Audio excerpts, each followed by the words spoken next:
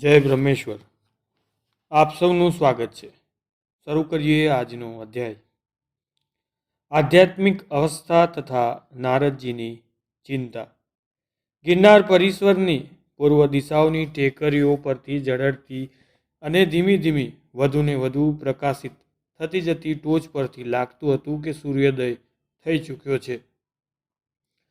ઉલ્લાસિત શીતલ પવન માણતા અમે શિલા પર બેસીને જાણે મૂક વાર્તાલાપ કરી રહ્યા હતા.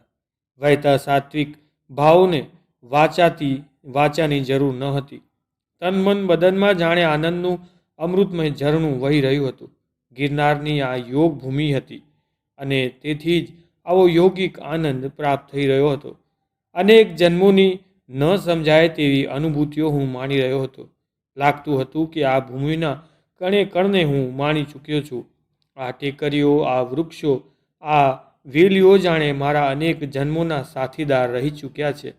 મને થતું હતું કે હું વિરાટ બની જઉં તો આ ગિરનાર સહિત સમસ્ત પ્રકૃતિને ભેટીને મારા હૃદય સાથે ચાંપી દઉં. આ ધ્યાન અવસ્થામાં જ વિચરી રહ્યો હતો ત્યાં જ વિશ્વંભર મને સ્પર્શીને બોલ્યા, બસ એમ જ સમગ્ર સૃષ્ટિના સચ્ચિદાનંદ રૂપને તું માની રહ્યો હતો. એ જ સત્ય, એ જ શાશ્વત સથવારો, બસ એ જ અને એ જ. વિશ્વંભર જાણે કોઈ અગોચર વાણી બોલી રહ્યો હતો. પછી સમાધિમાં સરકી જતા પરાણે દેહ બાહ પકડી રહ્યો હોય તેવી શારીરિક ચેષ્ટા કરી આંખો બીડાતી અટકાવી તે બોલ્યો, ચાલો, સમય થઈ ગયો છે અને સમય પણ ઓછો છે. જાણે વિશ્વંભર કોઈ ગૂઢ શબ્દો બોલી રહ્યો હોય તેવું મને લાગ્યું હતું. હું સામે જોઈ રહ્યો ત્યાં જ સ્વાભાવિક સ્વરમાં તે પુનઃ બોલ્યા, ચાલો ત્યારે, પરંતુ ક્યાં? કથા સાંભળવા. પછી ખડખડાટ હસીને વિશ્વંભર પુનઃ બોલ્યા, સાંભળવી છે ને? હા, કેમ નહીં, શરૂ કરી દે. મેમો પર હાસ્ય છલકાવી પ્રત્યુત્તર આપતા વિશ્વંભર કથાનો પ્રારંભ કર્યો. નારદજીએ ભગવાન વામને વિષ્ણુના 3 અવતારની કથા પૂર્ણ કરી પછીના અવતારની કથા કહેવાનો પ્રારંભ કર્યો. વિષ્ણુ ભગવાનનો 4થો અવતાર ભયંકર નૃસિંહ સ્વરૂપે ધર્યો હતો. એ કથા હવે તું સાંભળ. કશ્યપ ઋષિએ અદિતિ અને અદિ નામની 2 પત્નીઓ હતી. તેમાં અદિતિના પુત્રો દૈત્યો અને અદિતિના પુત્રો દેવતાઓ હતા. અદિતિના દૈત્ય પુત્રો હિરણ્યકશ્યપ અને હિરણ્યકશ્યપુ બંને જણા પાતાળમાં વાસ કરી રહ્યા હતા અને દિતિના પુત્રો દેવો સ્વર્ગમાં રહેતા હતા. પૃથ્વીનું રાજ્ય સ્વયંભૂ મનુના પુત્રો કરતા હતા. આ પ્રમાણે મૃત્યુલોક, સ્વર્ગ અને પાતાળમાં રાજ્ય વ્યવસ્થા બ્રહ્માએ નિર્મિત કરી હતી. પરંતુ આ મર્યાદાનો ભંગ કરીને 7 દ્વીપવાળી પૃથ્વીને દૈત્યોએ પોતાના કબજામાં લઈ ત્યાં પોતાનું એકચક્રી શાસન સ્થાપી દીધું. પૃથ્વીમાં પોતાનું આધિપત્ય સ્થિર કરીને પોતાની રીતે પૃથ્વીને ભોગવી રહ્યા હતા. તે દૈત્યો પોતાના પ્રહલાદ વગેરે પુત્રોને ગુરુને ઘેર ભણવા માટે મૂક્યા અને પોતે વનમાં જઈ વધુ શક્તિ સામર્થ્ય પ્રાપ્ત કરવા બ્રહ્માનું આવાહન ઉગ્ર તપમાં પ્રારંભ કર્યો. તેના ઉગ્ર તપથી બ્રહ્મા પ્રસન્ન થયા અને વરદાન માગવાનું કહ્યું. બ્રહ્માએ જ્યારે વરદાન માગવાનું કર્યું ત્યારે દૈત્યે વરદાનમાં અમરતત્વ માગ્યું હતું. બ્રહ્માએ તથાસ્તુ કહેતા પૂર્વે કહ્યું, હે હિરણ્યકશ્યપુ, અમરપણું આપવું એ મારા હાથની વાત નથી, કારણ કે જેનો જન્મ છે તેનું મરણ અવશ્યમેવ છે. તો પછી મને એવું વરદાન આપો કે હું કોઈ મનુષ્ય, દેવો, પશુ, યક્ષ કે કોઈ હથિયારથી મૃત્યુ પામું નહીં. વળી ઘરની અંદર કે બહાર પણ મૃત્યુ પામું, મારું મૃત્યુ ન થાય તેવું વરદાન આપો. તથાસ્તુ, બ્રહ્માએ કહ્યું, પરંતુ હે દૈત્ય, મનુષ્ય અને સિંહનું એ બંનેનું જે એક રૂપ થશે તે જ તને મારી શકશે. આ પ્રમાણે વરદાન આપી બ્રહ્મા પોતાના લોકમાં ગયા. નારદજી ભગવાન વામનજીને કથા સંભળાવી રહ્યા હતા. વામનજી અર્ધ મીચેલી આંખો રાખી સ્થિત પ્રજ્ઞ ભાવે સાંભળી રહ્યા હતા. બધું જ જાણતા હોવાના ભાવો જાણે તેમના ચહેરા પર આવતા હતા. પરંતુ નારદજી કથા કહેવામાં એટલા મગ્ન હતા કે વામનજીની સર્વજ્ઞતાનો ખ્યાલ તેઓને રહ્યો જ નહીં. કથા ચાલુ આગળ રાખી. કેટલાક વર્ષો પછી સ્વર્ગના દેવતાઓ અને હિરણ્યકશ્યપુ વચ્ચે ભયંકર યુદ્ધ થયું. ત્યારે દેવતાઓ હાર્યા અને હિરણ્યકશ્યપુનો વિજય થતાં સ્વર્ગ પણ તેનું આધિપત્ય સ્થાપિત થઈ ગયું.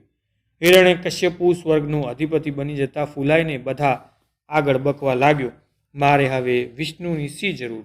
હવે મને રુદ્ર પણ શું કરી શકે તેમ છે. હાથમાં ગદા લઈ તે નિરર્થક ઘૂમીને પોતાના બળનું પ્રદર્શન કર્યા કરતો હતો. આ રીતે મંદાત થઈને તે ત્રણેય લોકોનું રાજ્ય કરવા લાગ્યો. નારદજી કથા આગળ કહેતા થોડું અટકીને બોલ્યા, આશ્ચર્યની વાત એ જોવા મળે છે કે આવા ભયંકર ઈશ્વર વિરોધી અર્થાત નાસ્તિક લોકોને ત્યાં જે પ્રજા થાય છે તે બળવાન, આસ્તિક અને ઈશ્વરમાં શ્રદ્ધા ભક્તિ રાખવાવાળી થાય છે. આવું જ હિરણ્યકશ્યપુની બાબતમાં હતું. તે દૈત્યોને પ્રહલાદ નામનો પુત્ર હતો, જે ભગવાનનો પરમ ભક્ત હતો. તે હંમેશા ઈશ્વર પૂજન અને સ્તુતિ દ્વારા ભગવાનના ગુણ ગાયા કરતો હતો.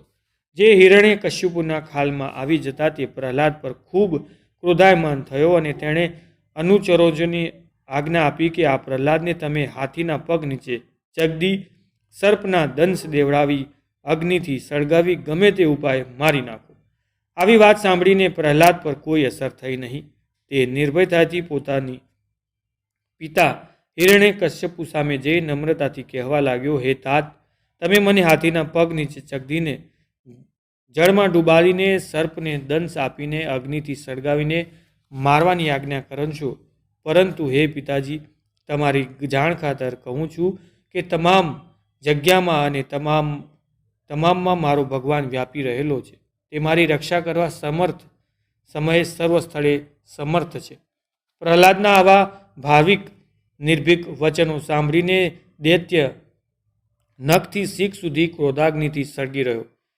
ક્રોધથી કંપાતા ઓષ્ઠ અને ડોળ કાઢીને તેણે કહ્યું, હે પુત્ર, તું કુલમાં કલંક રૂપે થયો છે. ધિક્કાર છે તને, કારણ કે મારા જે શત્રુ છે તે નારાયણના જાપ તું મારા ઘરમાં રહીને કરે છે.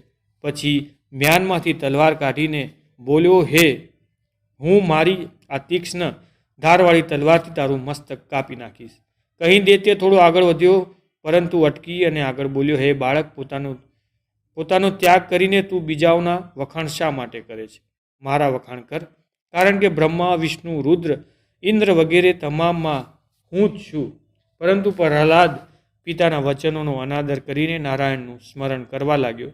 તે વખતે ઉપસ્થિત દૈત્યોના ગુરુ શુક્રાચાર્ય પણ હિરણ્યકશ્યપુના કહેવાથી શિક્ષા કરવાના ઉદ્દેશ્યથી કહેવા લાગ્યા, હે શિષ્ય પ્રહલાદ, તું મારો શિષ્ય છે, હું તારો કુલગુરુ છું, તો મને તારે ગુરુ દીક્ષા આપવી જોઈએ.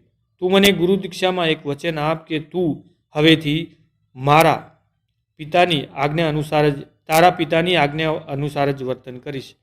પ્રત્યુત્તરમાં ભક્ત પ્રહલાદે દ્રઢ સ્વરમાં કહ્યું, હે પૂજ્ય કુલગુરુશ્રી, હું આપને ગુરુ દીક્ષામાં એવું વચન કદાપી આપી શકું તેમ નથી. આ માટે તમારે મને જે શિક્ષા કરવી હોય તે કરો, પરંતુ ત્રિલોકના અધિપતિ, ગુરુના પણ પરમેશ્વર એવા નારાયણને તો કદાપી ભૂલીશ નહીં, કારણ કે આપ પણ જ્ઞાન ધરાવો છો તે મુજબ પરમાત્મા મારા શરીરમાં, તમારા શરીરમાં પણ રહેલા છે. તે સત્ય તત્વ છે, તે તમે જાણો છો. હું મરણ ધર્મવાળા મનુષ્યને જેમ શા માટે વર્તન કરું? સાંભળી ગુરુ શુક્રાચાર્ય ક્રોધથી બોલ્યા, હે શિષ્ય, તારાથી બીજો કોણ કપૂત છે કે જે તું જન્મ આપનાર તારા પિતાને બદલે મરી ગયેલ નારાયણનું સ્મરણ કરી રહ્યો છે? હે ગુરુવર્ય, પ્રહલાદે દ્રઢ સ્વરમાં ગુરુને પ્રત્યુત્તર આપ્યો, ભોજનમાં, શયનમાં, જ્ઞાનમાં, દુઃખમાં અને છીંક ખાવામાં પણ ઈશ્વર સિવાય અન્ય બીજું કાંઈ નથી. જે નરાધમ છે તે અજ્ઞાનથી પૂર્વજન્મના પાપને કારણે મરણ સમયે દુઃખથી માતા પિતાને યાદ કરે છે, ઈશ્વરને નહીં. સાંભળીને શુક્રાચાર્યએ પ્રહલાદને સમજાવવાની વાત પડતી મૂકી અને બધું જે કાંઈ કરવાનું હોય તે તેના પિતા પર છોડી દીધું.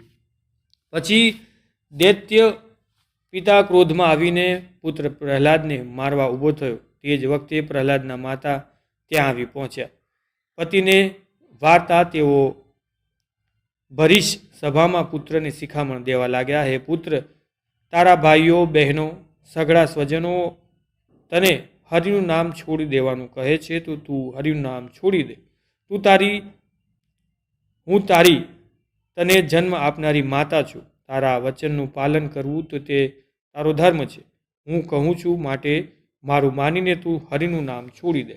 હે માતા, પ્રત્યુત્તર આપતા પ્રહલાદે કહ્યું, જેમ ઉદરમાં 9 માસ સુધી મારે પરવશ થઈને પડી રહેવું પડ્યું અને પયપાન કરવું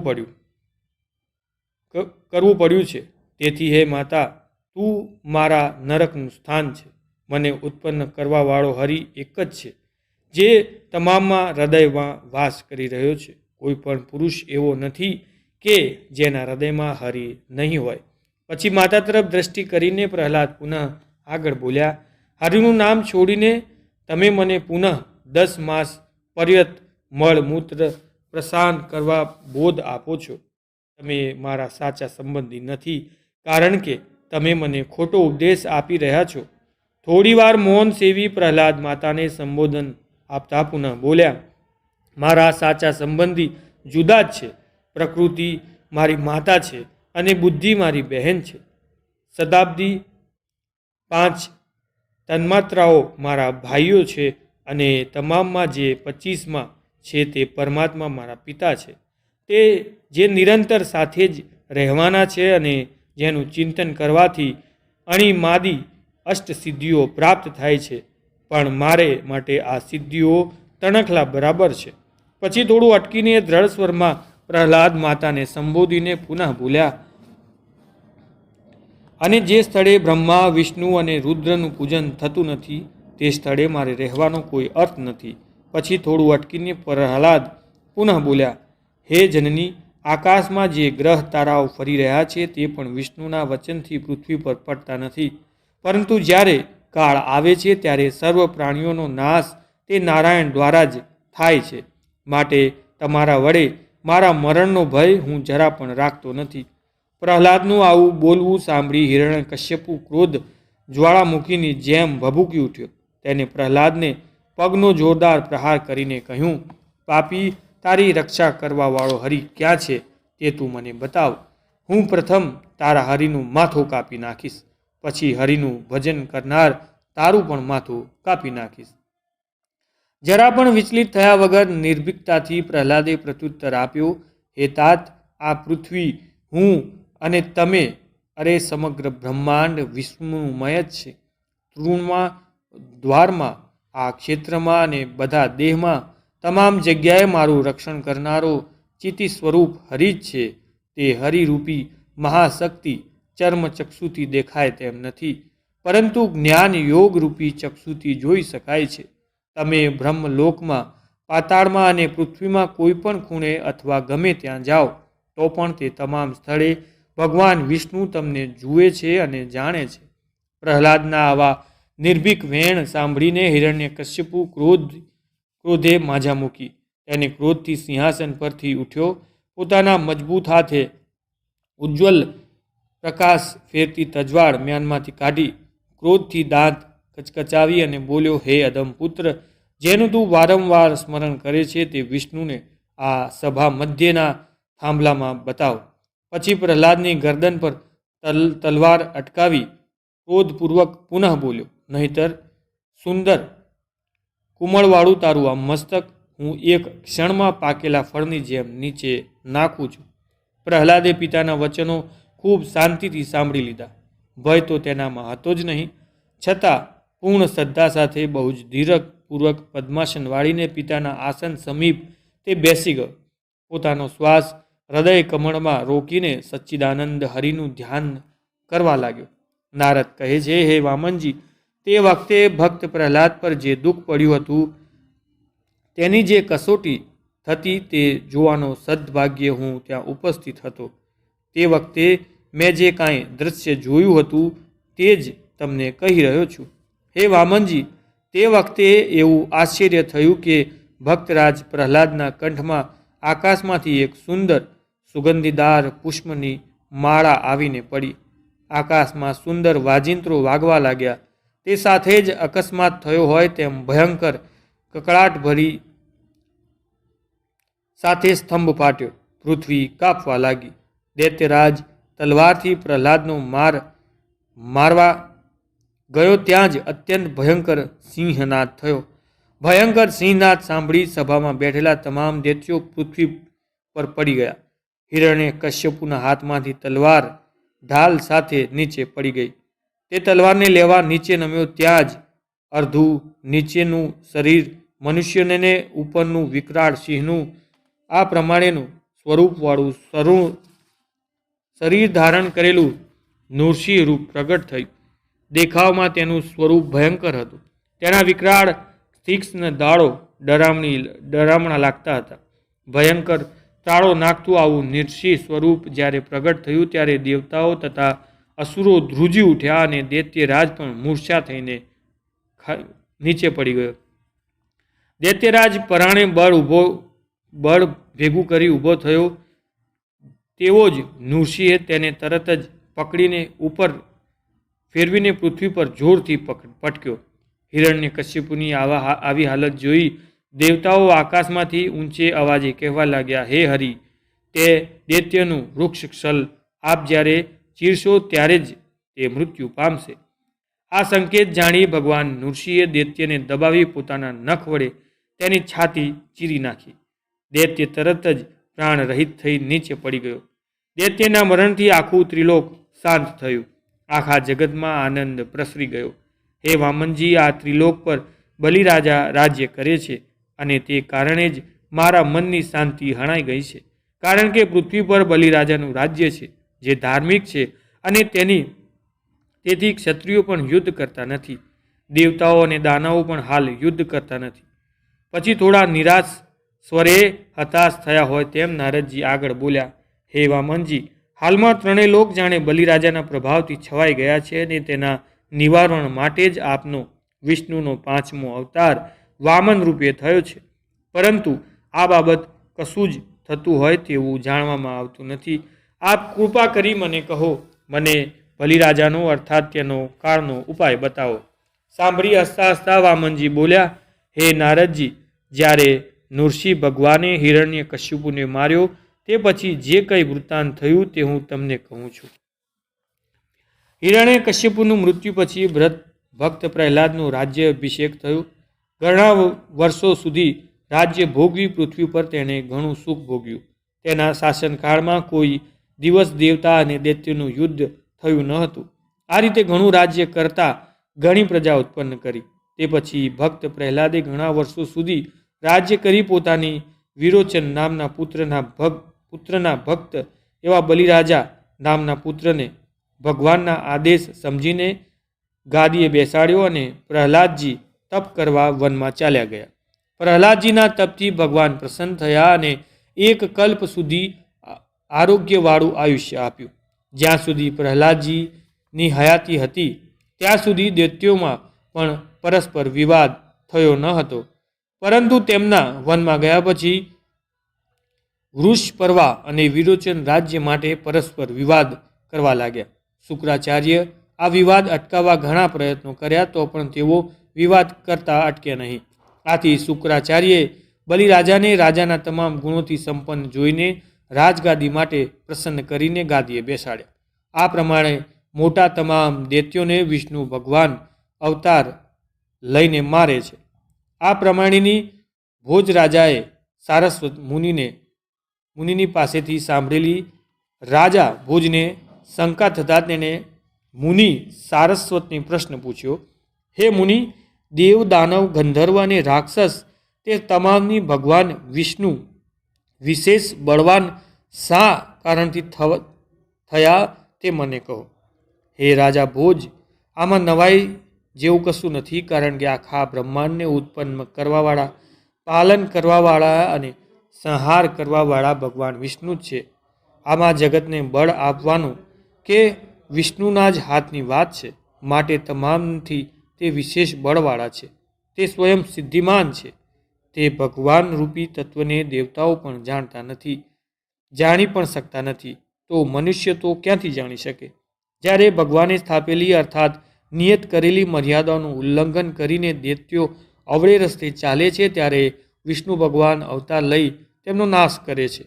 હે રાજા ભોજ, વામનજીએ નારદજીને જે કહ્યું હતું તે હું તમને કહી સંભળાવું છું, તે તમે સાંભળો. વામનજીએ કહ્યું, હે નારદજી, જ્યારે દૈત્યો રાજ્ય માટે પરસ્પર વિવાદ કરવા લાગ્યા ત્યારે પ્રહલાદજીએ વનમાંથી પાછા આવી આ પ્રમાણે વ્યવસ્થા સ્થાપી. તમામ દૈત્યોમાં પ્રહલાદજી બલિરાજાને વિશેષ પાત્રમાન ગણતા, અર્થાત યોગ્ય માનતા હતા, કારણ કે તે બીજા દૈત્યો કરતાં અધિક વિશિષ્ટ રીતે સારા ગુણવાળા અને દીર્ઘ આયુષ્યવાળો, યજ્ઞ કર્મ પર પ્રીતિવાળો દુર્યજ હોવાથી સંગ્રામમાં મૃત્યુ પામે તેવો ન હતો. તેના ગુણો જાણી પ્રહલાદે તમામ દૈત્યોને ભેગા કરીને કહ્યું, હે દૈત્યો, આપણા ગુરુ શુક્રાચાર્યજીની પરીક્ષા કરીને જેને રાજ્ય સોંપે તે રાજ્ય સંભાળશે. પ્રહલાદજીનો આવો નિર્ણય સાંભળી વિરોચન વગેરે દૈત્યો શુક્રાચાર્ય પાસે આવ્યા. શુક્રાચાર્યજીએ બલિ વગેરે તમામ દૈત્યોની ગુણ પ્રમાણેની પરીક્ષા કરી નિશ્ચિત કાર્યો કે સવર્ણ ગુણ સંપન્ન બલિ જ રાજ્યગાદી સંભાળવાને લાયક છે. બલિ રાજાને જો રાજ્ય આપીશું તો કોઈ દિવસ પોતાના પિતામાં પ્રહલાદજી જેવો ભક્ત થઈને ઇન્દ્રાસનનો પણ અધિકારી થશે. પછી આવો નિશ્ચય કાર્યનું કારણ દર્શાવતા શુક્રાચાર્યજી આગળ બોલ્યા, પ્રહલાદ વિષ્ણુ ભક્ત છે અને તેનાથી જ તેનો પુત્ર એવો વિરોચન ઉત્પન્ન થયો છે. પરંતુ વિરોચનમાં જે ગુણો અવગુણો છે તે તેના દાદા હિરણ્ય કશ્યપુને મળતા છે. આથી કોઈક દિવસ ભગવાન વિષ્ણુ પાછા તેને ક્યારેક મારશે જ, એમાં કોઈ શંકા નથી. આટલું કહી શુક્રાચાર્યજી થોડીવાર મૌન રહ્યા. દૈત્યોની સભા અકટેટેટ ભરાઈ ગઈ. બધા દૈત્યો ઉત્સુકતાથી શુક્રાચાર્યજીના નિર્ણયને સાંભળવા એકાએક થઈ ગયા હતા.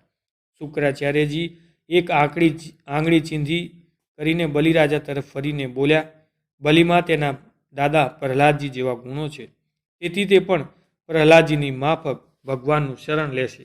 આ પ્રમાણે શુક્રાચાર્યજીએ નિશ્ચિત કરીને બલિને ગાદી પર અભિષેક કર્યો. આ કારણે જ બલિના રાજ્યમાં સૂર અને અસુર પ્રેમભાવ પામ્યા છે. ભગવાન વામનજી નારદજીને ઉપરોક્ત કથા સંભળાવતા બોલ્યા, હે નારદજી, હું કોઈ વખતે વિષ્ણુ સ્વરૂપે ઇન્દ્રલોકમાં જતો હતો. તે વખતે મને કોઈ પણ કારણસર વાલ્કિલ્ય મુનિએ શાપ આપ્યો છે. તે કારણે હું વામન થયો છું. મેં જ્યારે તેમની પાસે શાપનો અનુગ્રહ માગ્યો ત્યારે તેઓએ મને વરદાન આપેલું કે બલિના યજ્ઞમાં તમારું શરીર વૃદ્ધિ પામશે. પછી પોતાની મૂંઝવણ દર્શાવતા હોય તેમ વામનજી બોલ્યા, આ મારા વામન રૂપને જોઈ તમને પણ આશ્ચર્ય થયું હશે. મારી ચિંતા પણ એ જ છે કે હું આ પ્રમાણેના વામન રૂપથી બલિરાજા સામે કેમ યુદ્ધ કરી શકીશ. વળી મારી મદદમાં રહી યુદ્ધ કરે તેવા તમામ દેવતાઓ પણ બલિરાજાના યજ્ઞમાં હર્ષપૂર્વક ભાગ લેવા ગયા છે. પછી આનંદથી આત્મવિશ્વાસપૂર્વક બોલ્યા હોય તેમ પ્રગટ રીતે તેઓ બોલ્યા, અને કદાચ બલિરાજા યુદ્ધમાં મને જીતી જાય તો પછી મારે શું કરવું એ વિચાર પણ થાય છે, કારણ કે મારું વામન રૂપ જ છે.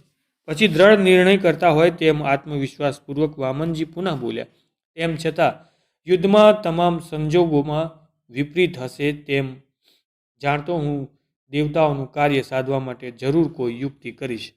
નારદજી સાંભળી હસીને બોલ્યા, હે વામનજી, આપની આ વાત સાંભળતા મને બહુ જ આશ્ચર્ય થાય છે. હવે આપ બ્રાહ્મણ થઈ યુદ્ધ ક્યારે કરશો તે જોવાની મારી ઈચ્છા છે. સાંભળી વામનજી હસી પડ્યા.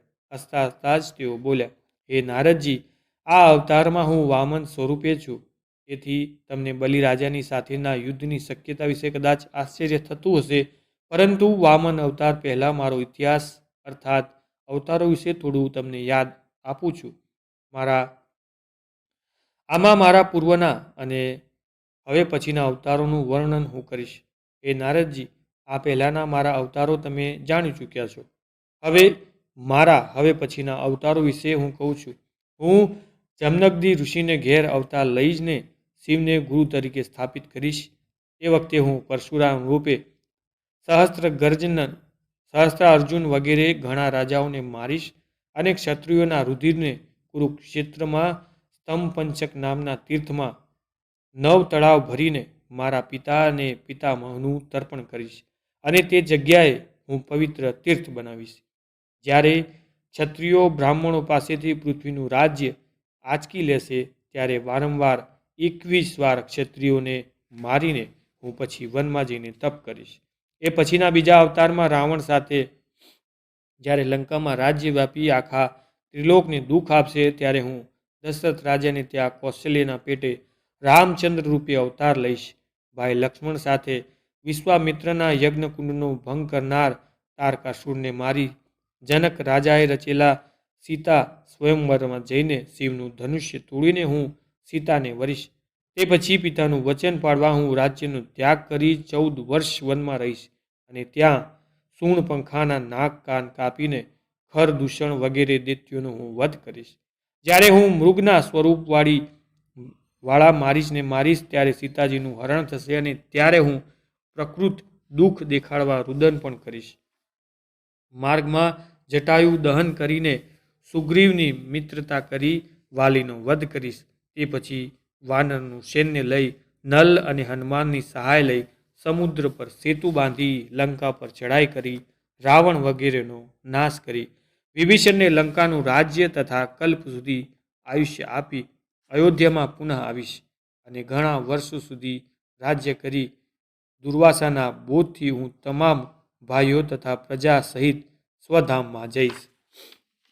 થોડા વિશ્રાંતિ લઈ ભગવાન વામનજી નારદજીને પુનઃ કહેવા લાગ્યા, હે નારદજી, તે પછી દ્વાપર યુગમાં આ પૃથ્વી પાપથી અત્યંત ભારવાળી થશે ત્યારે કંસ, શિશુપાલ, જરાસંઘ, કાલ નેમી, ચારુણમલ્લ વગેરે દૈત્યોને મારવા માટે વાસુદેવજી અને દેવકીજીથી હું કૃષ્ણ અવતાર લઈશ અને તે પછી ગિરનાર ક્ષેત્રમાં હું મુચુકેન્દેશ્વરની સ્થાપના કરીશ. આટલી કથા કરી વામનજી અટકીને થોડું જલપાન કરી ઉત્સુકતાથી સાંભળી રહેલા નારદજીને પુનઃ કહેવા લાગ્યા, હે નારદજી, એ પછી કૃષ્ણના સ્વધામ ગમન પછી અને પાંડવોના હિમાલય ગમન પછી અભિમન્યુનો પુત્ર પરીક્ષિત હસ્તિનાપુરનો રાજા બનશે. એ સમયગાળામાં જ દ્વાપર યુગ પૂર્ણ થતાં કલયુગનો પ્રારંભ થશે. કલયુગના પ્રારંભથી પૃથ્વી પરનું વાતાવરણ સમગ્ર રીતે બદલાઈ જશે. પછી થોડું અટકીને વિશ્વમ પામી રહેલા નારદજીને ભગવાન વામને પુનઃ કહ્યું, હવે કલયુગનો પ્રભાવ કેવો હશે તે હું તમને કહું છું. કલયુગમાં વરસાદ બહુ ઓછો થશે. થોડા અંતરે દુષ્કાળ પડ્યા જ કરશે. થોડું દૂધ આપવાવાળી ગાયો હશે. ગાયોનું જ માંસ ખાનારા યવનો ભારત વર્ષ પર રાજ્ય કરશે અને તે પછી મનુષ્યો અસત્યવાદી, ચોર, પ્રજાજનો, વ્યભિચારી અને ભ્રષ્ટાચારી રાજ્યકર્તાઓ વડે ખૂબ પીડા પામશે. અનેક પ્રકારના વ્યાધિનો લોકો પીડા પામતા રહેશે. ધાર્મિક દ્રષ્ટિએ એકાદશી, શિવરાત્રિ, બીજા વ્રતો ઓછા થઈ જશે તથા બ્રાહ્મણો સહિતના લોકો અર્થાત આખું જગત ત્યારે દરિદ્ર અને સંધ્યા રહિત થઈ જશે. બ્રાહ્મણો ઉતરતા વર્ણોનું આજીવિકા માટે શરણું લઈ સેવન કાર્ય કરશે. નિત્ય કર્મ છોડી વેપાર વગેરેનો આશરો લઈ આજીવિકા મેળવતા થઈ જશે. સમાજમાં બ્રાહ્મણો પ્રત્યે શ્રદ્ધા તથા પૂજ્ય ભાવ નહિવત રહેશે. લોકો શ્રદ્ધા વગર ધાર્મિક કાર્યો કરશે. બ્રાહ્મણો સ્નાન સંધ્યા કરશે નહીં. લોકો માતા પિતા ગુરુનો ત્યાગ કરી સ્ત્રીના સેવક થઈને રહેશે. પુરુષો સ્ત્રી લંપટ બનશે. પતિવ્રતા સ્ત્રીઓની સંખ્યા નહિવત થઈ જશે. વર્ણાશ્રમ ભાંગી પડતા બ્રાહ્મણોની કન્યાઓ પણ યવનો સાથે લગ્ન કરશે. આખી પૃથ્વી મલેચ્છોથી ઉભરાઈ જશે. સ્તંભન થઈને સાંભળી રહેલા નારદજી બોલ્યા, ઓહ! શબ્દોનો અનાયાસ ઉચ્ચાર થઈ ગયો. તેમણે બે હાથ કાન પર રાખીને જ આગળ સાંભળવાનું ઉચિત માન્યું. પછી વામનજી નારદજી તરફ દ્રષ્ટિ સ્થિર કરીને બોલ્યા, હે નારદજી, આવા ભયંકર સમયે હું કોઈ પવિત્ર અને પ્રખ્યાત બ્રાહ્મણના ગૃહે કલ્કી નામના અવતાર લઈશ. સંભલ નામના ગામમાં વિષ્ણુયશ નામના બ્રાહ્મણના ગૃહે સ્વયં પ્રગટ થઈને સનાતન ધર્મનું પુનઃસ્થાપન કરીને પાપીઓનો સંહાર કરીશ. ત્યારે હે નારદ, મેઘા નામના અસલ ક્ષત્રિય રાજા થશે. ત્યાં સાક્ષાત સ્વયં લક્ષ્મીજી મેઘડી નામે પ્રગટ થશે. તેમની સાથે હું લગ્ન કરી હસ્તિનાપુરમાં અસલ ક્ષત્રિય રાજા સિસોદિયાને છત્રપતિ રાજા બનાવીને પછી ગિરનારમાં આવીશ. અજ્ઞાનથી સૂતેલા લોકોને બોલાવી સાચું જ્ઞાન આપી અજ્ઞાનરૂપી નિંદ્રામાંથી જગાડીશ. નવનાથ, 84 સિદ્ધો, 4 ધામ, 68 તીર્થો, બ્રહ્મા, વિષ્ણુ, મહેશ બધા મળીને ગિરનારમાં 84 સિદ્ધોનું બેસણું કરીશ. ત્યાં સનાતન ધર્મનો મઠ માંડી ધર્મનું સ્થાપન કરીને બધાને હું ઉદ્ધાર કરીશ. આટલું કહીને વામનજી થોડીવાર અટકીને કોઈ નિર્ણય કરતા હોય તેમ ગંભીર સ્વરે પુનઃ બોલ્યા. હાલમાં તમામ દેવતાઓ બલિરાજાના યજ્ઞમાં ગયા છે. દેવતાઓ બલિરાજા સાથે યુદ્ધ પણ કરે તેમ નથી. વળી હું પણ આ સમયે વામન સ્વરૂપે છું. બલિરાજાએ સર્વયજ્ઞનો પ્રારંભ કર્યો છે. માટે હાલ તો હું ત્યાં જઈ રહ્યો છું અને ત્યાં જઈને બલિરાજા પાસે પૃથ્વીની યાચના કરીશ. સારસ્વત મુનિ ભોજરાજાને વામન અને નારદજીની સંવાદની કથા કહી રહ્યા છે. સારસ્વત મુનિ બોલ્યા, હે રાજા, આ પ્રમાણે વામન નારદજી પાસે આટલી વાત કરીને તેની પાસેથી બલિરાજાના યજ્ઞમાં જવા માટે ચાલતા થયા. મધ્યાહનનો સમય થઈ ચૂક્યો હતો. હું વિશ્વંભર પાસે સિગરાટ ગિરનારનું મહાત્મય એક ચિત્તે સાંભળી રહ્યો હતો. મહાત્મય તાપની અસર મધ્યાહનના તાપની અસર જણાઈ રહી હતી. થોડીવાર મૌન ધારણ કરી વિશ્વંભરે કહ્યું, કથા અનુસાર બલિરાજા પ્રહલાદને જેમ ભક્તવત્સલ હતો, પરંતુ છેવટે તે દૈત્ય હતો. તેથી તેની પછીની પેઢીમાં દૈત્યોના લક્ષણો અવગુણો આવ્યા વગર રહેતા નહીં. પ્રહલાદનો પુત્ર વિરોચન પ્રહલાદના જેવો ગુણોવાળો ન હતો. બલિરાજા પછીના વંશજો કદાચ હિરણ્યકશ્યપુ જેવા પણ હોઈ શકે. એટલા માટે તેમણે પૃથ્વી અને સ્વર્ગમાંથી દૂર કરવાનું જરૂરી હતું. સાત્વિક પૃથ્વી પર આસુરી તમામ પ્રકૃતિનું જન્મજાત શાસન લાંબો સમય રહેવું ન જોઈએ. માટે જ બલિનું પાતાળમાં જવાનું અનિવાર્ય બની ગયું હતું. બલિરાજાના સમયમાં દેવતાઓમાંથી સાત્વિકતા જતી રહી હતી. તેઓને બલિના યજ્ઞ દ્વારા જ બધું તૈયાર મળી જતું હતું. એટલે આળસ અને પ્રમાદ તેમનામાં વધી ગયા હતા.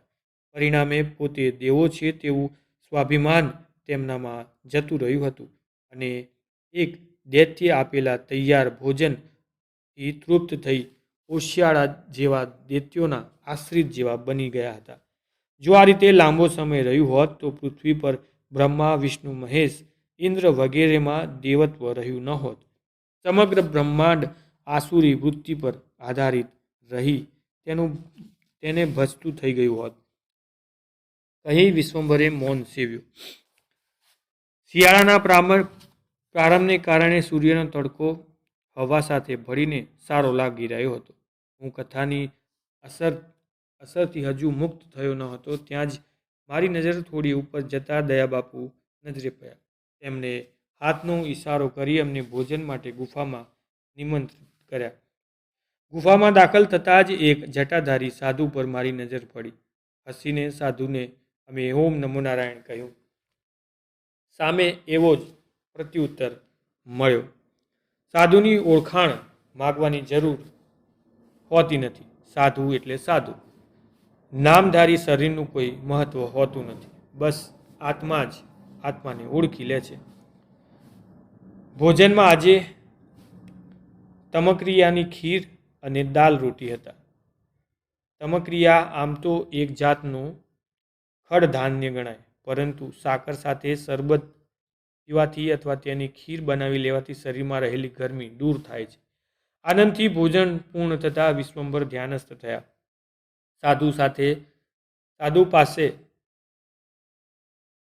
સાધુ મારી પાસે જ બેઠા હતા. વામ કુક્ષી કરવાનો આજે વિચાર જ ન થયો. વળી સાધુ મહાત્માની હાજરીમાં એ ઠીક પણ ન લાગે. સાથે સાથે મને એવો પણ વિચાર આવ્યો કે આધ્યાત્મિક દ્રષ્ટિએ આ સાધુ મહાત્મા કંઈ અવસ્થાએ હશે. ત્યાં જ મૌન તોડતા મહાત્મા બોલ્યા, મારી હાલની અવસ્થા એવી થઈ ગઈ છે કે સર્વ ભૂતોમાં ઈશ્વર જ રહ્યો છે એમ જ મને લાગ્યા કરે છે. આથી સિંહ, અરે કીડા સર્પ સુદ્ધામાં પણ મને ઈશ્વર જ મારા આત્મ સ્વરૂપે દેખાય છે. પછી થોડું હસીને તેઓ બોલ્યા, આ અવસ્થામાં અચાનક કોઈ પ્રાણી મરી જાય તો પણ એમ જ લાગે છે કે એનો દેહ માત્ર નાશ થયો છે, આત્માને તો જન્મ મૃત્યુ નથી. પછી થોડું અટકીને મારા તરફ દ્રષ્ટિ નોંધીને તેઓ બોલ્યા, સાધકે પોતાની કે અન્ય સાધુની આધ્યાત્મિક અવસ્થા વિશે વિચાર કરવો ન જોઈએ. બહુ જ તર્ક વિચાર સારા નહીં. ઈશ્વરના ચરણમાં ભક્તિભાવ હોય એટલે ઘણું થયું. વધુ તર્ક કરવા જોઈએ તો બધું ગૂંચવાઈ જાય. તળાવનું પાણી ઉપરથી પીવો તો સાફ પાણી મળે. વધુ નીચે હાથ ગાલીને હલાવો તો પાણી ડહોળાઈ જાય. એટલે ભગવાનની પાસે ભક્તિ માટે પ્રાર્થના કરો. ધ્રુવની ભક્તિ સકામ હતી, એટલે રાજ્ય પ્રાપ્તિ માટે તે ભક્તિ કરી હતી. પરંતુ પ્રહલાદની ભક્તિ નિષ્કામ હતી, અહેતુક ભક્તિ. કહી મહાત્માજી મૌનમય બનતા બધું સાંભળવાના હેતુથી મેં જિજ્ઞાસાવશ પ્રશ્ન કર્યો, ઈશ્વરની પ્રાપ્તિ કેવી રીતે થાય? એ અહેતુક ભક્તિ વડે? પ્રત્યુત્તરમાં હસીને, પરંતુ તેમાં પણ એક વાત છે. થોડું અટકીને તેઓ આગળ બોલ્યા, ઈશ્વરની પાસે જોર કરીને કહે કે હે પ્રભુ, તમે મને દર્શન કેમ આપતા નથી? દર્શન આપો, નહીં તો ગળા પર છરી ફેરવી દઈશ. એનું નામ ભક્તિનો તમો ગુણ. પરંતુ પ્રહલાદ જેવી સત્વગુણ ભક્તિ સારી. કહી મહાત્માજી મૌનમય બનતા મેં પુનઃ પ્રશ્ન કર્યો, ઈશ્વરને શું જોઈ શકાય? હા, બરાબર. ઈશ્વરને શું જોઈ શકાય? હા, જરૂર જોઈ શકાય. મહાત્મા મલકીને બોલ્યા, નિરાકાર સાકાર બંને જોઈ શકાય. સાકારમાં ચિન્મય સ્વરૂપ દર્શન થાય, તેમ વળી માણસમાંય એ પ્રત્યક્ષ અવતારે જોવો એટલે જ ઈશ્વરને જોવો. ઈશ્વર જ યુગે યુગે માણસ રૂપે અવતાર લે છે. વળી પ્રત્યેક દેખાતી વસ્તુ, અણુ, પરમાણુ, પર્વત, નદી, પક્ષી અર્થાત સમગ્ર બ્રહ્માંડમાં વ્યાપ્ત પ્રકૃતિ ચેતન તત્વમાં ઈશ્વરને જોવો તે નિરાકાર. ભક્ત બંનેમાં ઈશ્વરનું સ્વરૂપ અર્થાત યથાર્થ રીતે દર્શન કરીને સાક્ષાત્કાર કરે છે. પરંતુ બંનેમાં શ્રદ્ધા, ભક્તિ અને જ્ઞાન હોવા જોઈએ. અનન્ય તન્મયતા અને શ્રદ્ધા સાથે ઈશ્વરને હૃદયમાં ધારણ કરવો જોઈએ. તો જ અખિલ બ્રહ્માંડમાં તમને એકમાત્ર ઈશ્વરના જ દર્શન થાય, એ જ દેખાય. બસ અંતરમાં એક જ અવાજ ઉઠે છે, બ્રહ્મ સત્ય, જગત મિથ્યા, અથવા રામ રામ, કૃષ્ણ કૃષ્ણ. સાકાર અને નિરાકાર બંનેની અનુભૂતિ થાય. જેની જેવી ભાવના, શ્રદ્ધા અને મનોવૃત્તિ એ પ્રમાણે બધું થાય. આટલું કહી મહાત્મા મૌન સેવી રહ્યા. પછી જિજ્ઞાસા અનુસાર અમારી વચ્ચે જે જ્ઞાન ચર્ચા થઈ તે નીચે પ્રમાણેની હતી. આપે કહ્યું તે પ્રમાણે આ અનાહત શબ્દ હંમેશા અંદર બહાર થયા કરે છે. હસીને મહાત્મા પ્રત્યુત્તર આપતા બોલ્યા, તારો સાચો રસ્તો. પછી થોડું અટકીને બોલ્યા, પરંતુ પ્રારંભમાં સાધક માટે એકલો શબ્દ હોવાથી તો ચાલે નહીં ને? શબ્દનું પણ પ્રતિરૂપ કંઈક છે. તમારા એકલા નામ માત્રથી શું મને આનંદ થાય? તમને જોયા વગર 16 આના આનંદ થાય નહીં. તમને જોવા જ પડે. મેં વચ્ચે કહ્યું, મને સમજવામાં આવે છે કે આ શબ્દ જ બ્રહ્મ, એ અનાહદ શબ્દ એ જ મારા માટે સત્ય. તું બરાબર સમજ્યો. હસીને તેઓ બોલ્યા, તારો મત ઋષિઓના મત જેવો છે. ઋષિઓ રામચંદ્રને કહે છે, હે રામ, અમે તો જાણીએ છીએ કે તમે દશરથના પુત્ર, ભારદ્વાજ ઋષિઓ વગેરે તમને અવતાર માનીને પૂજા કરે છે. અમારે તો અખંડ સચ્ચિદાનંદ જોઈએ. રામને તો આ સાંભળીને ખૂબ હસવું આવ્યું. ઋષિએ રામને અવતાર તરીકે જાણતા નહીં, પરંતુ ઋષિઓ મૂર્ખ ન હતા. તેઓ જ્ઞાન માર્ગી હતા. એમની રીતે તેઓ સાચા હતા. અન્ય ઋષિઓ રામ અવતારને જ ઈશ્વર માનીને ભજતા, તો તેઓ પણ સાચા હતા. પછી થોડું અટકીને ગંભીરતાથી મહાત્મા બોલ્યા, જેની જેવી રુચિ તેમજ પેટને એ અનુકૂળ હોય તે. ઘઉંના લોટમાંથી માં છોકરાઓને જુદી જુદી વાનગીઓ ખવડાવે છે. કોઈને લાડુ, કોઈને કંસાર, કોઈને શીરો કરી દે છે. વળી કોઈને માત્ર રોટલી જ કરી આપે. વળી કોઈને પુડલો કરી આપે. જેવી જેની રુચિ, જેવું જેનું ગમે. પછી મારા તરફ દ્રષ્ટિ કરીને મહાત્માએ હસીને પુનઃ બોલ્યા, ઋષિઓ જ્ઞાન માર્ગી હતા, એટલે તેઓ અખંડ સચ્ચિદાનંદની અભિલાષા રાખતા. તેમ ભક્તો અવતારને માને ભક્તિમાં આસ્વાદ માટે. ભગવાનના દર્શન થયે મનનો અંધકાર દૂર થાય. સમાધિમાં જાણે કે 100 સૂર્યનો ઉદય થયો હોય તેવો પ્રકાશ દેખાય. હૃદય પદ્મ ખીલી ઉઠે. ઈશ્વર જાણે હૃદયમાં ઉગેલા સૂર્ય પદ્મની જેમ ખીલી ઉઠે. પછી થોડું હસીને તેઓ બોલ્યા, તારે મારી આધ્યાત્મિક અવસ્થા જાણવી હતી ને?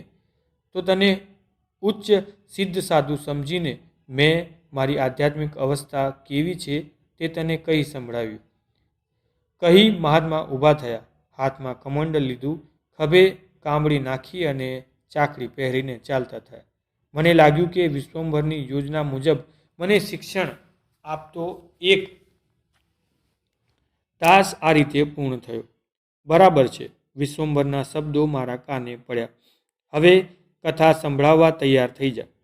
કહીને ખડખડાટ હસીને તેઓ બોલ્યા. ત્યાં જ દાનબાપુ હાથમાં કોફી લઈને કટોરી લઈને આવી પહોંચ્યા. મજા આવી ગઈ. વિશ્વંભર પણ કમંડળમાંથી જલ લઈ મૃગ પ્રક્ષાલન કર્યું. અંગૂઠાથી મૂછ લૂછતા લૂછતા જ કહ્યું, ચાલો ત્યારે નીચે ઝરણા કાંઠે જઈને કથા કરીશું. હા ચાલો. પ્રત્યુત્તરમાં મેં કહ્યું. ઝરણા કાંઠે શિલા પર અમે આસનસ્થ થયા ને કથા આગળ ચાલી. વિશ્વંભર કથા આગળ વધારતા કહ્યું, સારસ્વત કહે છે, હે રાજા ભોજ, વામનજી રાજા પાસેથી ચાલીને બલિરાજાના નગરમાં આવ્યા. વામનજી સ્નાન સંધ્યા વગેરે નિત્ય કર્મો કરીને પવિત્ર બ્રહ્મ મુહૂર્તમાં પવિત્ર બ્રાહ્મણને ત્યાં ભિક્ષા લેવા જતા હતા. નગરના બજારમાં વામનજીની પાછળ લોકોના ટોળે ટોળા મળીને મશ્કરી કરતા હતા. કારણ કે વામનજીના શરીરનું સ્વરૂપ જ એવું વિચિત્ર હતું કે જ્યારે ચાલે ત્યારે તેમનું મોટું મસ્તક તથા કટિભાગ વિચિત્ર રીતે હલતા હતા. રસ્તામાં પોતે પણ નાચકૂદ કરતા ચાલતા હતા. આ જોઈ છોકરાઓને મજા પડતી હતી. તેથી તમામ છોકરાઓ ભેગા થઈને વિચિત્ર સ્વરૂપવાળા વામનજીને ફોસલાવીને બલિરાજાના યજ્ઞ મંડળ તરફ લઈ ગયા. માર્ગમાં છોકરાઓએ વામનજીને સમજાવતા કહ્યું, હે વામન, અમને તમારી સાથે ખૂબ મજા આવે છે. માટે તમે રાજા પાસે જઈને અહીં રહેવા સારું એક મઢી બનાવવા માટે ભૂમિની યાચના કરજો. અમે પણ રાજાને કહેવા લાગશું કે આ વામન બહુ વિદ્વાન છે, આપણા રાજ્યમાં રાખવા લાયક છે. અને હે વામન, તમારે આ ગામમાં કાયમી રહેવું. તમારું આવું સ્વરૂપ જોઈને અમે ખૂબ રાજી છીએ.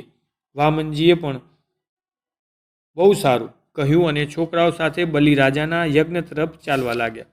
વામનજી બલિરાજાના યજ્ઞ મંડળમાં પ્રવેશ કરીને મોટેથી વેદ ધ્વનિ કરવા લાગ્યા અને ધ્વનિ મંડપ સુધી સંભળાવવા લાગ્યો.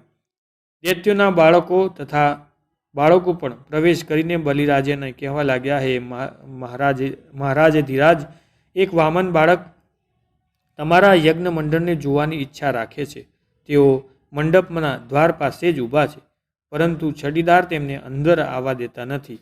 આપ તેમને અંદર આવવા દેવાનો હુકમ કરો. દેવની પ્રેરણાથી જાણે બાળક બોલતા હોય તેમ આગળ બોલ્યા, હે મહારાજ, તે બ્રાહ્મણ એકલા છે તેમજ નિષ્પૃશ છે. મોટી યાચના કરે તેવા નથી. એટલું જ નહીં, પરંતુ મુખથી 4 વેદ ભણે છે. રાજાએ પ્રતિહારની આજ્ઞા કરી વામનજીને અંદર પ્રવેશ કરાવ્યો. રાજાએ પ્રતિહાર તથા બધાને કહ્યું, તમે અહીં પધારો, હું તે બ્રાહ્મણની પૂજા કરીશ, તે માંગશે તે આપીશ. સ્મૃતિ વાક્ય છે કે વેદમય પાત્ર એ છે કે જેને મુખમાં શૂદ્રનું પણ અપમાન થતું નથી. આવું પાત્ર જ્યારે આવે ત્યારે જ યજ્ઞ પૂર્ણ થાય. આ વામનનું શરીર વામન ઠીંગણા જેવું નાનું છે. તે જોઈને કોઈ શંકા કે વિચાર કરવાનું કારણ નથી. માટે હું સારી રીતે દક્ષિણા આપી તેમને પ્રસન્ન કરીશ. બલિરાજા બોલી રહ્યા છે ત્યાં જ શુક્રાચાર્ય વિચલિત થઈને પોતાના આસન પરથી ઊભા થઈને રાજાને દાન આપવાનો વિરોધ કરવા લાગ્યા અને બોલ્યા, હે રાજન, આ વામનને કોઈ પણ જાતનું દાન આપવાનું ઉચિત નથી. વળી તેને દાન આપવું તે પણ શાસ્ત્રના વિરુદ્ધ છે. પછી તેનું સ્પષ્ટીકરણ કરતા ગુરુ શુક્રાચાર્ય આગળ બોલ્યા, હે રાજા, શાસ્ત્રમાં લખ્યું છે કે દીન, આંધળા, કૂપણ, બહેરા, કુબળા, વામન, ગાંડા કે રોગી વગેરે બ્રાહ્મણોને મંડપની બહાર જઈને પૂજવા અને દાન આપવું. માટે આ વામનને તમારે જે દેવું હોય તે યજ્ઞ મંડળની બહાર મોકલી આપી ત્યાં જ ઊભા રાખો, કારણ કે આવા અવગુણવાળાને અમારે અહીં દાન આપવું નહીં.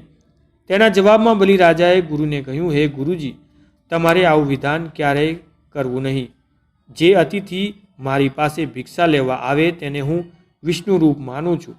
શાસ્ત્ર પ્રમાણે જે કોઈ સંત કે મહાભક્ત પ્રસંગોપાત અતિથિ તરીકે આવે તેનું રાજાએ પૂજન કરવું જોઈએ અને ગૃહસ્થે તેને ભોજન આપવું જોઈએ. પછી દ્રઢ સ્વરે બલિરાજા બોલ્યા, હે ગુરુ, વામનજી યજ્ઞ મંડળમાં પધાર્યા છે અને જો તેઓ જાતે પૂજા પામ્યા વિના જાય, અર્થાત તેમની પૂજા ન થાય અને જતા રહે તો મોટો યજ્ઞ વૃથા થઈ જાય, કારણ કે સર્વસ્વ દક્ષિણા આપવાની મારી પ્રતિજ્ઞા છે અને તે નિષ્ફળ જાય. ત્યાં જ ઘણા તેજસ્વી, પ્રકાશિત, પીંગળી જટાવાળા, જ્વાલમય સૂર્ય સરખી ક્રાંતિવાળા વામનજી યજ્ઞ મંડપમાં પધાર્યા. વામનજીને જોઈને બલિરાજા વિનયપૂર્વક ઊભા થઈ ગયા. તેમની પાસે જઈ સાક્ષાત દંડવત પ્રણામ કરી અને ઊભા થઈને બે હાથ જોડી વિનયપૂર્વક બોલ્યા, હે વામનજી, હું મારી જાતને ધન્ય અને ભાગ્યશાળી સમજું છું જે આપ વિષ્ણુ સરખા મારે ત્યાં પધાર્યા છો. બલિરાજાએ વામનજીને હાથ ઝીલીને વેદીના મધ્યમાં લઈ જઈ તેમને આસન આપી 1600 ઉપચારથી તેમનું પૂજન કર્યું. પછી નમસ્કાર કરી રાજાને વામનજીને પધારવાનું કારણ પૂછ્યું. વામનજીએ સ્વસ્તિત અખંડ કલ્યાણ થાવ એ પ્રમાણે આશીર્વાદ આપી કહ્યું, હે રાજા, હું કોઈ પણ જાતની અર્થાત અમુક ઈચ્છાથી પ્રેરાયની યાચના કરવા આવ્યો છું. કશો જ વાંધો નહીં. બલિરાજાએ પ્રસન્ન ચહેરે કહ્યું, આપને મારી પાસે જે માંગવું હોય તે કહો. હું થોડી પૃથ્વીની યાચના કરવા આવ્યો છું. વામનજીએ કહ્યું, કેટલા પ્રમાણવાળી પૃથ્વી જોઈએ છે? મારે તપસ્યા કરવા બેસવા માટે નાની એવી મઢુલી બનાવવા માત્ર 3 ડગલા પૃથ્વી જોઈએ છે. કશો વાંધો નહીં.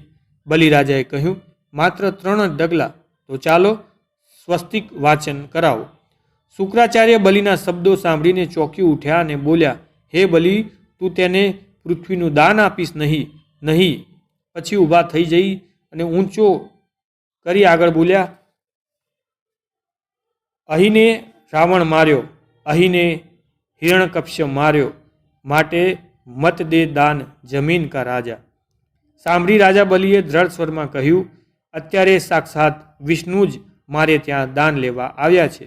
જો હું આ તક ગુમાવું તો જગતમાં હું મૂર્ખામાં ખપું. બધું જ મળે ગુરુજી, પરંતુ આવો સમય પુનઃ નહીં મળે. આમ કહી બલિરાજાએ હાથમાં દર્ભ અને ચોખા લીધા અને નાળચાવાળા લોટામાં ભરેલા જલથી સંકલ્પ કરવા જાય છે ત્યારે શુક્રાચાર્ય જળપાત્રમાં નાળચામાં માખી બની જલને અટકાવી રહી પાત્રમાંથી જળની ધારા થવા દેતા નથી. આથી વામનજીએ દર્ભની સળી નાળચામાંથી નાખી ભરાવી. સાથે જ શુક્રાચાર્યની એક આંખ ફૂટી ગઈ. જલની ધારા પડી અને બલિરાજાએ સંકલ્પ કર્યો. બલિરાજાએ ગુરુની ક્ષમા માંગતા કહ્યું, હે ગુરુજી, તમે મને દાન દેવાની વખતે કહ્યું હતું કે ઇન્દ્ર પણ આવે તો પણ દાન દેવું. તો હે ગુરુજી, વામનજીને વિષ્ણુ પ્રિયતામ કહીને દાન શા માટે ના આપો? વામનજી યજ્ઞવિધિની બહાર નીકળી ગયા. આ જોઈ શુક્રાચાર્યજી નિરાશ વદને પોતાના આસન પર બેસી રહ્યા. થોડી વારે હરિ ઈચ્છા બળવાન બોલી આસન પરથી ઊભા થયા. ત્યાં ઉપસ્થિત નારદજી સામે માર્મિક દ્રષ્ટિ કરીને ચાલતા થયા. બહાર આવી વામનજીએ બલિરાજા જેવડું સ્વરૂપ ધારણ કર્યું. ત્યાં ઉપસ્થિત ઇન્દ્ર રાજાના હાથમાં તાળી દઈને ખૂબ જ હસ્યા અને હસતા હસતા પોતાનું શરીર વધારવા લાગ્યા. ભગવાને શરીર વધારી ચતુર્ભુજ સ્વરૂપ ધારણ કર્યું. આકાશમાંથી પુષ્પોની વૃષ્ટિ થઈ. ગંધર્વો ગીત ગાવા લાગ્યા. દેવતાઓ જયકાર કરવા લાગ્યા. વામનજી અત્યંત વિશાળ રૂપ ધારણ કરી ડગલા ભરવા લાગ્યા. 3 ડગલા ભર્યા. એક ડગલામાં સમગ્ર પૃથ્વીને આવરી લીધી. બીજા ડગલામાં આકાશ ભરી લીધું. ત્રીજી ડગલું બલિરાજાના મસ્તક પર મૂક્યું અને બલિરાજાને સંબોધીને ભગવાન વામને કહ્યું, હે બલિ, હવે તમારે પાતાળ લોકમાં જ રહેવાનું છે. તેમ કહી ભગવાને ત્રીજા ડગલે પાતાળ માપી લીધું. બલિરાજા પાતાળમાં સમાઈ ગયા અને એ રીતે વિષ્ણુએ પૃથ્વી પરથી દૈત્યોનું આધિપત્ય સમાપ્ત કર્યું. જે વખતે ભગવાન પોતાનું ત્રીજું ડગલું પાતાળમાંથી પાછું બહાર ખેંચ્યું ત્યારે સમગ્ર બ્રહ્માંડ ખળભળી ઉઠ્યું. એ સાથે જ ખેંચવાની વિષ્ણુપદી ગંગાજીનો પ્રભાવ થયો. તે ત્રિલોક માટે પાવનકારી એવા ગંગાને ભગવાન શિવે પોતાની જટામાં ધારણ કરી. આ તે જ ગંગાજી જે સ્વર્ગ ગંગાના નામથી પણ પ્રસિદ્ધ છે. તે જ ગંગાજી પાતાળમાં પણ ગયા. તેથી ત્રિપંથગામી ગંગા કહેવાયા. જેમના સ્મરણ માત્રથી તમામ પાપ નાશ પામે છે. દર્શનથી અશ્વમેઘ યજ્ઞનું ફળ મળે છે. સ્નાનથી 7 જન્મના પાપ નાશ થાય છે. માતા પાર્વતીજીને કથા સંભળાવી રહેલા સદાશિવે કહ્યું, હે પાર્વતીજી, મેં તમારી સમક્ષ બલિરાજાના યજ્ઞનું વૃત્તાંત વિસ્તારપૂર્વક કહી સંભળાવ્યું છે. સાથે ભગવાન વામનજીનું ચરિત્ર પણ કહ્યું છે. સાંભળવાથી સર્વ પાપો નાશ પામે છે. વિશ્વંભરે આટલી કથા મને સંભળાવી મૌન ધારણ કર્યું. મેં કથા સાંભળ્યાના સંતોષ સાથે તેની સામે દ્રષ્ટિ કરી તો તે પુનઃ બોલ્યા, ગિરનાર મહાત્મ્યની આ કથા સ્કંદ પુરાણના પ્રભાસ ખંડમાં કહેવામાં આવેલ છે. જે મેં પૂર્વે સાંભળેલી તે જ સ્વરૂપમાં તને કહી છે. મેં આકાશ તરફ દ્રષ્ટિ કરી. સંધ્યા રાણી વિદાય લઈ રહ્યા હતા. તેની રંગીન આભા આકાશ અને પૃથ્વી પર હજુ પણ જોઈ શકાતી હતી. અંધકારનું સામ્રાજ્ય પૂર્ણ રીતે અવીન પર પથરાય તે પહેલાં ગુફામાં જતા રહેવાનું ઉચિત લાગતા અમે પુનઃ સ્વરૂપાનંદવાળી ગુફામાં પહોંચી ગયા. બસ બધું રાબેતા મુજબ બન્યું. દયા બાપુએ રાત્રિ ભોજન કઢી ખીચડી પીરસી. ભોજન બાદ વિશ્વંભર ધ્યાનસ્થ થયા. મેં પણ કથાના પ્રસંગોને વાગોળતા પથારીમાં લંબાવ્યું અને થોડી જ વારમાં ઘસઘસાટ સૂઈ ગયો. આજનો આ અધ્યાય અહીં સમાપ્ત કરીએ છીએ. મળીશું આવતા અધ્યાયમાં. ત્યાં સુધી જય બ્રહ્મેશ્વર. સુકરાત કરીએ.